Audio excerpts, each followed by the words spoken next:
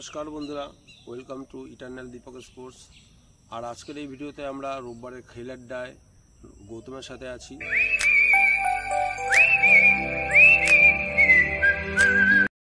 তো অনেকদিন পর আমরা আবার একসাথে হয়েছি।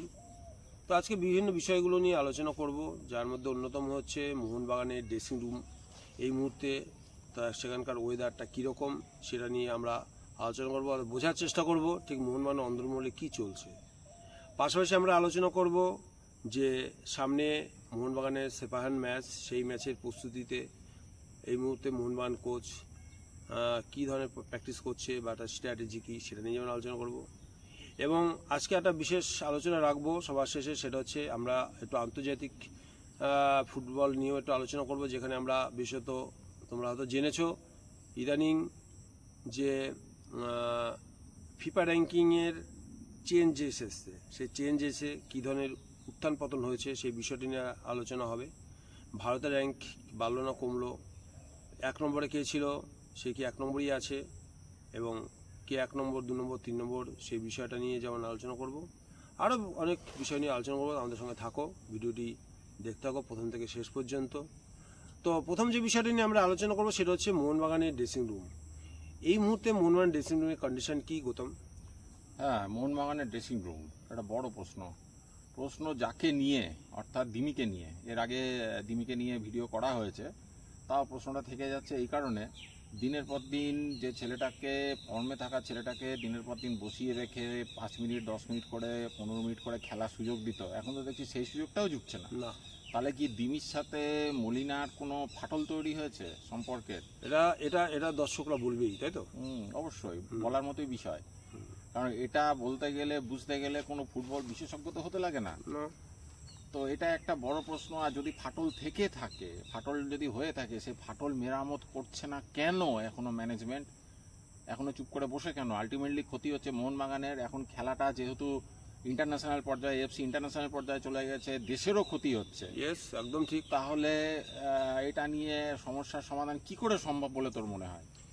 একমাত্র সমস্যা যেটা করতে পারে দিমিত্রি এবং মলিনা, যদি দুজনের মধ্যে মিউচুয়াল আন্ডারস্ট্যান্ডিংটা করে নিতে পারে দুজন, তাহলে তা আমার তো মনে হয় না দিমিত্রির দিক দিয়ে কোনো প্রবলেম আছে। একটাই সলিউশন, দিমিত্রিকে ম্যাচ টাইম দিতে হবে মলিনাকে, এবং মলিনা যদি এই ব্যাপারটা যত তাদের বুঝতে পারবে ততই মোহনবাগানের মঙ্গল। আমি মোহনবাগানের মঙ্গল এই কারণে বলবো যে দিমিত্রিকে যদি ম্যাচ টাইম দেয়, দিমিত্রি যদি ফর্মে ফেরে, এবং মোহনবাগান দেখেছে, মোহনবাগানের সমর্থকরাও দেখেছে বিগত দিনে কীভাবে হারা ম্যাচ, ড্র ম্যাচগুলোকে মোহনবাগানকে জিতিয়ে দিয়েছে দিমিত্রি দিনের পর দিন। তো এই জিনিসটা যত তাদের মলিনা বুঝবে ততই মঙ্গল। আর যদি বুঝতে না পারে, আগামী প্র্যাকটিসে যদি আমাদের সেই প্রতিফলন আমরা দেখতে না পাই, তাহলে ইমিডিয়েট ম্যানেজমেন্টকে হস্তক্ষেপ করতে হবে, টেবিলে বসাতে হবে মলিনাকে, দিমিত্রিকে এক টেবিলে বসিয়ে যত তাড়াতাড়ি এই বিষয়টাকে মিটিয়ে নেওয়া যায় ততই মঙ্গল। ড্রেসিং রুম আগের হেলদি পরিবেশে ফিরে আসবে, এটাই আমরা চাই, কি তাই তো? অবশ্যই ড্রেসিং রুমের পরিবেশের উপর কিন্তু খেলার উপর প্রভাব পড়ে। অবশ্যই অবশ্যই, এটা ঠিক নেই বলেই মোহনবাগানের খেলা ইদানিং, মোহনবাগানের খেলা দেখে যেটা আমরা অভ্যস্ত সেটা দেখতে পাচ্ছি না বেশ কয়েকটা ম্যাচ ধরে। একদম ঠিক। তো সেক্ষেত্রে যত তাড়াতাড়ি এই বিষয়টা মেটানো যায়। আমরা দিমিত্রির অবদান তো কোনো ভোলার মতো না। আমরা দেখেছি আরও একটা কারণ, যে কারণটা তুই আমাকে বলছিস যে কেন, যে কথাটা বললি আমাকে যে মলিনা কেন দিমিত্রিকে নামাচ্ছে না, এই প্রশ্নের উত্তর যদি দিতে হয় তাহলে আমি গত বছর থেকে যেটা ফিল করেছি, মানে গত বছর থেকে আইএসএল তো আমরা প্রতিটা ম্যাচ দেখেছি, বিশেষ করে মোহনবাগানের খেলা থাকলে আমরা দেখি, তুইও দেখেছিস আমিও দেখেছি। তো তোর নজরে এটা এসছে কিনা দেখবি যে দিমিত্রিকে কিন্তু সেকেন্ড হাফেও নামাচ্ছে না, একেবারে অন্তিম মুহূর্তে, কোনো সময় 10 মিনিট আগে, ম্যাক্সিমাম 20 মিনিট আগে, তার আগে তো নামাচ্ছি না। আমি এটা খুব কম দেখেছি 20 মিনিট 70 মিনিটে নামাতে। 68 মিনিট কি 82 মিনিট 83 মিনিট এই সময় দিমিত্রিকে নামিয়ে দিচ্ছে। আচ্ছা আমাকে একটা কথা বল, এই সময় নেমে একটা প্লেয়ার নিজেকে কতটা মোটিভেট করতে পারে? সম্ভব না। প্লেয়ারদের সাথে, অন্যান্য প্লেয়ারদের সাথে যে রিলেশন একটা তৈরি করতে হয়, একটা আন্ডারস্ট্যান্ডিং তৈরি করতে হয়, সেই আন্ডারস্ট্যান্ডিং কি এই সময়ের মধ্যে কি হওয়াটা সম্ভব? ম্যাচ টাইম তো দেওয়াই হচ্ছে না, ম্যাচ টাইমই দেওয়া হচ্ছে না। সেক্ষেত্রে কেন মলিনা এটা দিচ্ছে না আমার কাছে স্পষ্ট হয়ে গেল বিষয়টা। ওড়িশা ম্যাচের দিন, যে ম্যাচে মোহনবাগান জিতলেই লিগ শিল্ড পকেটে, সেই ম্যাচেও কিন্তু আমি দেখলাম যে মলিনা কিন্তু দিমিত্রিকে নামালো না, এবং আমরা অপেক্ষায় থাকলাম যখন ম্যাচে গোল করতে পারছে না মোহনবাগান, কোনোভাবেই গোলের মুখ খুলতে পারছে না, মোড় আক্রমণ করেও কিছু কাজ হচ্ছে না। ঠিক সেই মুহূর্তে 10 মিনিট আগে জনতার প্রবল চাপে পড়ে, আমি বলবো প্রবল চাপে পড়ে দিমিত্রি পেট্রাসকে নামাতে বাধ্য হয় মলিনা, এবং নামানোর পরেই কিন্তু জাদু আমরা দেখতে পেলাম। সত্যি এটাকে জাদুই বলবো। শুধু ওড়িশা ম্যাচ কেন, বিগত দিনে আমরা দেখেছি ডার্বি ম্যাচ বলো অন্য গুরুত্বপূর্ণ ম্যাচ, শেষ মুহূর্তে নেমে কিন্তু টিমটাকে জিতিয়ে নিয়ে এসছে, এবং ওদিনও কিন্তু একটা অসাধারণ বিশ্বমানের গোল করে লিগ শিল্ডটাকে পুরো নিশ্চিত করে ফেলেছে দিমিত্রি পেট্রাস। এবং তারপরে আমরা দেখলাম যে গ্যালারি উচ্ছে পড়েছে দিমিত্রি রবে, একটাই দিমিত্রি পেট্রাস গড দিমিত্রি পেট্রাস। এবং এই শব্দ কিন্তু আমি দেখলাম না দিমিত্রি পেট্রাসকে জড়িয়ে ধরতে, তুই কি দেখেছিস? আমি তো দেখলাম না। দিমিত্রি সোজা ছুটে গেল কোথায়? গ্যালারির দিকে। কোচের মতো সেলিব্রেশন করছে এরকম ভাবে, কিভাবে একটা আমি দেখলাম এরম করে গিয়ে একটা কিভাবে সেলিব্রেশন করছে। দুজন কিন্তু দুটো মানে সেপারেট ভাবে কিন্তু সেলিব্রেশনটা করছে। ওখান থেকে একটা জিনিস আমার কাছে স্পষ্ট হয়ে গেল, তো দিমিত্রির জনপ্রিয়তাকে কি জিলাসি করছে মলিনা? এবং এই জিনিসটা কিন্তু আমার সেদিন থেকে খটকা লাগলো। মোহনবাগানের যে জনপ্রিয়তা, মোহনবাগানে দিমিত্রির যে জনপ্রিয়তা, এই জনপ্রিয়তাকে কি দিমিত্রি কোনোভাবেই সহ্য করতে পারছে না, যে কারণে আহাল ম্যাচের শেষের দিকেও দিমিত্রিকে নামায়নি, শুধু ভয়ে। কি ভয় বল? যদি নেমে গোল করে দেয়। ইয়েস, এক্স্যাক্টলি ঠিক। গোল করে দিয়ে আবার সে জনপ্রিয় হয়ে ওঠে মোহনবাগান। এবং মলিনা একটা কথাই সবসময় বলে যে লিগ শিল্ড জয়ের পেছনে তারই সব ভূমিকা। আমি ঠিক বুঝতে পারি না কী ধরনের কোচ, এবং এই ম্যাচটা হারা পড়া বলছে এটাই আমার বেস্ট টিম। কোনো কোচ বলতে পারে এই কথা? আমি কোনদিন শুনিনি। তো এই বিষয়গুলো ম্যানেজমেন্টকে ইমিডিয়েটলি হস্তক্ষেপ করতে হবে, ইন্টারফেয়ার করতে হবে, করে বিষয়গুলোকে মিটিয়ে নিতে হবে। তাহলে মোহনবাগান কিন্তু আগামী দিনে স্টেফানের সাথে খেলা আছে, জর্ডান টিমের সাথে খেলা আছে, এই যে ম্যাচগুলোতে যদি ভালো সাফল্য পারফরমেন্স করতে হয় অবশ্যই করতে হবে। তুই কি বলবি? না, সেটা তো অবশ্যই করতে হবে, কিন্তু বিষয়টা কি দাঁড়াচ্ছে, আমার তো মনে হয় না মলিনা যেভাবে চলছে তাতে দিমিকে খেলাবে বলে, পুরো ম্যাচ টাইম দেবে বলে আমার মনে হয় না। এই জিনিস আমরা দেখেছি, অতীতে দেখেছি। আমি মোহনবাগানের কথা বলছি না, সাংবাদিক সম্মেলনে তো বলেই দিল। না, আমি অন্য কথা বলছি। আমি দেখেছি গত বিশ্বকাপে পর্তুগালের কোচ রোনাল্ডোকে পুরো খেলাচ্ছিল না, তুলে নিচ্ছিল। রোনাল্ডো বিরক্ত হয়ে মাঠ ছাড়ছে বা নামানো হচ্ছে না বলে, পরে নামছে বলে বিরক্ত হচ্ছে, যা এগুলো দেখেছি। আলটিমেটলি কিন্তু পর্তুগাল বিশ্বকাপে ভালো রেজাল্ট করতে পারলো না, সাথে যাওয়ার পরে ওই কোচকে রিলিজ করে দিল। তারপরে রোনাল্ডো পর্তুগাল টিমে নিয়মিত হলো। আজকে পর্তুগাল ওয়ার্ল্ড র্যাঙ্কিং এ চলে এসছে, ফিফা র্যাঙ্কিং এ 4-5 চলে এসছে। তাহলে উঠতে 5 চলে এসছে। বুঝতে হবে, এটা কোচদের বুঝতে হবে যে খেলাটা ক্লাবের জন্য, দেশের জন্য, এটা ব্যক্তিগত ইগোর নয়। একদম। কবে বুঝবে মলিনা, বা মলিনাকে বোঝাবে কে? ম্যানেজমেন্ট কি বোঝাচ্ছে না? ম্যানেজমেন্ট কি এখনো মলিনার উপর পুরোপুরি ভরসা করে আছে? না, মলিনা তো লিগ শিল্ড আর চ্যাম্পিয়ন করেছে বলে কি মলিনার উপর পুরো ছেড়ে দিয়েছে? না, আমি এখানে কথা বলি, লিগ শিল্ড চ্যাম্পিয়ন করেছে, মলিনার কৃতিত্ব যদি ফুটবলারদের কৃতিত্ব দেবো, বিশেষ করে পার্সোনাল ব্রিলিয়েন্সি দিয়ে যারা ম্যাচগুলো দিচ্ছে তাদের দেবো 90%, মলিনা দেবো 10%। দলগত সংহতি আমি কোনদিন দেখিনি। টিম হিসেবে মোহনবাগান খেলছে আজ পর্যন্ত কোনদিন দেখলাম না। একটা টিম হিসেবে খেলছে, যখনই বিপদে পড়ছে কেউ একজন ত্রাতার ভূমিকায় অবতীর্ণ হয়ে ম্যাচটাকে জিতিয়ে দিচ্ছে।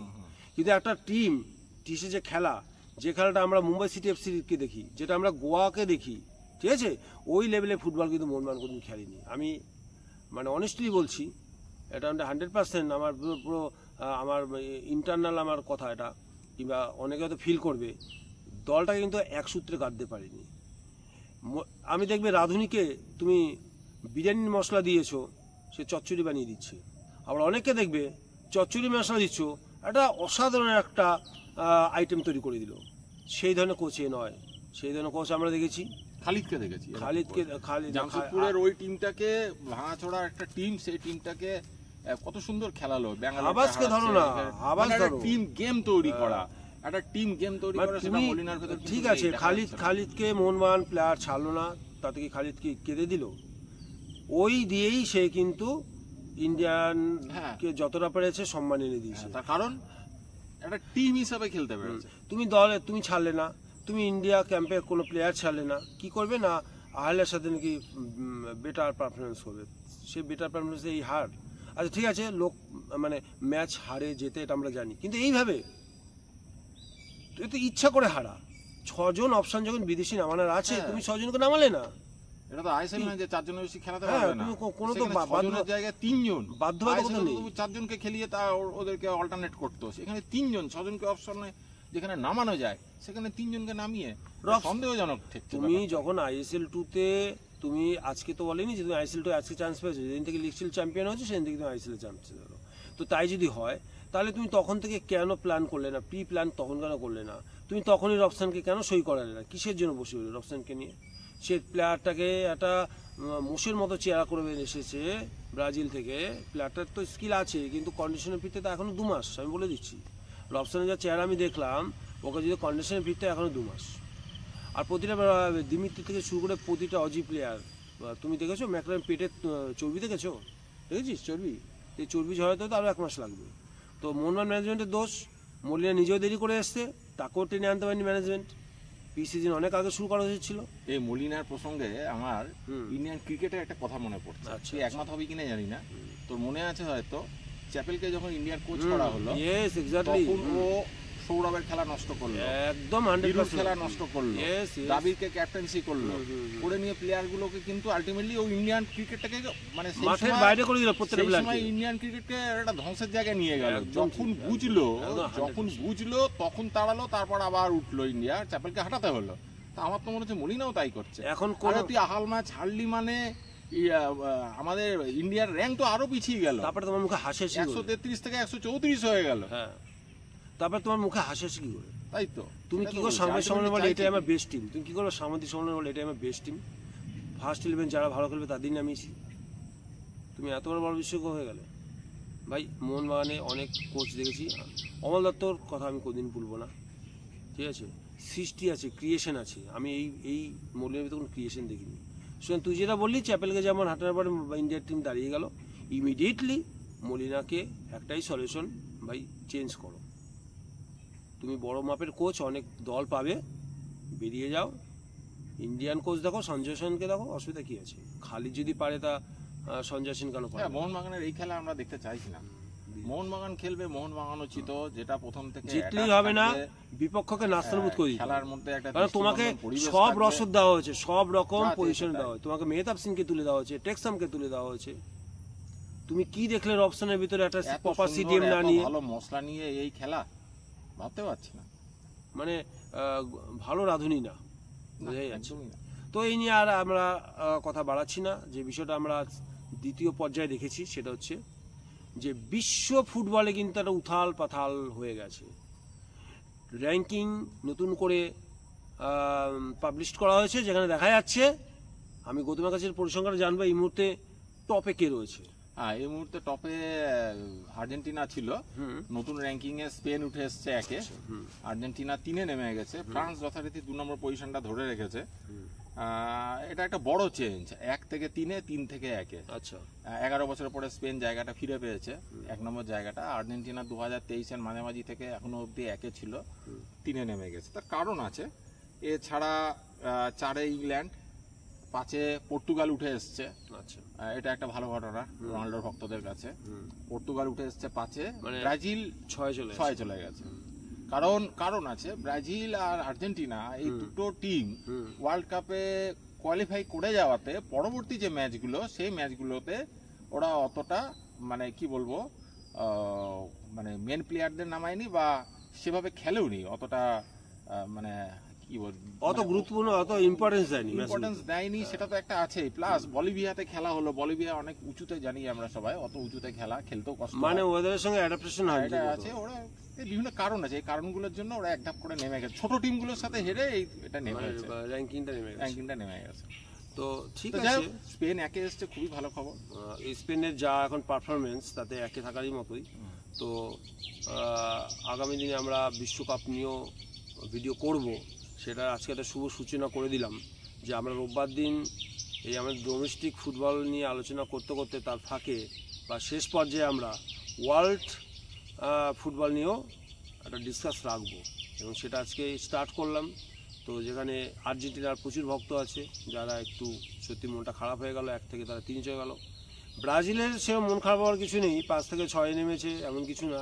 6-5-এ কোনো পার্থক্য আমি বলে মনে করি না। ব্রাজিলের যেটা দরকার, ব্রাজিলে সেইভাবে উদীয়মান কোনো প্লেয়ার তৈরি হচ্ছে না। আমরা বিভিন্ন সময় দেখেছি বিভিন্ন প্লেয়ার তৈরি হয়েছে। লাস্ট আমরা নেইমার দেখলাম, নেইমারের পরে কিন্তু বলার মতো সেরকম কেউ নেই।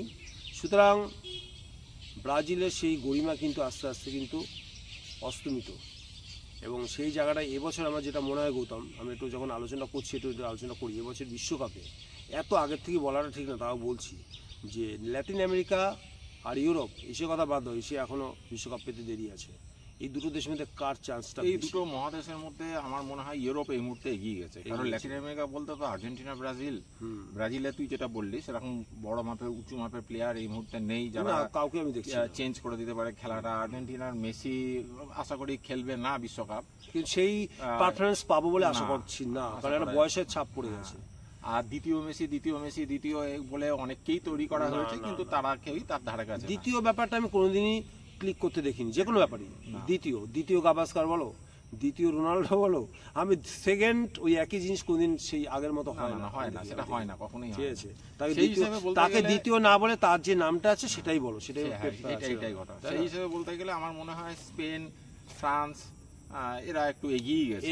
এবারে বিশ্বকাপে প্রধান দাবিদার ফ্রান্স বা স্পেনের খেলা। ইংল্যান্ড টিমটা ভালো গুছিয়ে নিয়েছে, ইংল্যান্ডেরও। তো আমরা আস্তে আস্তে আগে ফ্রেন্ডলি ম্যাচগুলো দেখে আস্তে আস্তে বুঝতে পারবো, কারণ এত আগে থেকে বলা ঠিক না, কারণ আর্জেন্টিনা গুছিয়ে নেবে। আর্জেন্টিনা এই মুহূর্তে ভালো পজিশনে, ভালো ভালো প্লেয়ার তাদের আছে, ফাইট হবে। যদি ব্রাজিলের অভাব পড়েছে এই মুহূর্তে, ব্রাজিলের আর আশা বন্ধ হচ্ছে ব্রাজিল আর ওয়েস্ট ইন্ডিজ দুটোর এক অবস্থা, মানে ক্রিকেটে ওয়েস্ট ইন্ডিজ আর ফুটবলার ব্রাজিল। একসময় এটা বলা হতো, ওয়েস্ট ইন্ডিজের ক্রিকেটেরও যা দশা হয়েছে, ব্রাজিলের ফুটবলেরও ঠিক সেই দশা। পাশাপাশি এটা আমরা বলতে পারি যে আমরা যদি ইংল্যান্ডের যদি আমরা প্রিমিয়াম লিগ দেখি ফুটবলে, তাহলে সেখানে ম্যানচেস্টারের সেম অবস্থা। অবশ্য গতকাল চেলসি 2-1 গোলে হারিয়েছে ম্যানচেস্টার। তাহলেও আমরা ফার্গুসন আমলে যে ম্যানচেস্টারকে দেখতাম, মানে আমি ছিলাম মানে ম্যানচেস্টার একদম মানে অন্ধভক্ত। ঠিক আছে, আমি তোমাদের বলছি, ম্যানচেস্টারকে দিনের পর দিন অবস্থায় থাকতে ম্যানচেস্টার বলতে Manchester United, obviously not Manchester city. আমি ম্যানচেস্টার বলতে সিটিকে কখনোই ভাবি না, ম্যানচেস্টার বলতে আমি ম্যানচেস্টার ইউনাইটেডকেই ভাবি এখনো। বিগত কয়েক বছর ধরে ম্যানচেস্টার বলতে এখন ম্যানচেস্টার সিটিকে আমরা যদি বলি ফ্যান ফলোয়ার্স, ম্যানচেস্টার সারা বিশ্বে 1 নম্বর, এটা কি মাথায় রাখো। এখন হয়তো একটু কমতে পারে, যেহেতু তাদের কোনো পারফরমেন্স নেই বিগত কয়েক বছর ধরে, কিন্তু ম্যানচেস্টারের যে গরিমা সেটা কিন্তু এখনো যায়নি। হ্যাঁ, যে ক্লাসিক্যাল ব্যাপার আছে, ম্যানচেস্টার ইউনাইটেড বলো, রিয়াল মাদ্রিদ বলো, বার্সেলোনা বলো, ওদিকে ইটালি তোমার ইন্টার মিলান, তাই তো, জুভেন্টাস, এগুলো ভাই, চেলসি শেষের দিকে, আর্সেনাল, তাই না? তো আর এই হচ্ছে মানে আজকে রোববারে খেলার ঢাই, আর কিছু মানে বিশেষ কোনো বিষয় নিয়ে আর আলোচনা করছি না, দীর্ঘায়িত করছি না। তো ভিডিওটি যদি ভালো লাগে লাইক এবং শেয়ার করতে একদম ভুলবে না। আর যারা এখনো পর্যন্ত চ্যানেলটাকে সাবস্ক্রাইব করোনি, কেন এত ওয়েট করছো? সাবস্ক্রাইব করে ফেলো নতুন নতুন ভিডিও আপলোড পাওয়ার জন্য। আর এই ভিডিও দেখার জন্য অসংখ্য ধন্যবাদ। আবার দেখাবে নেক্সট ভিডিওতে। বাই।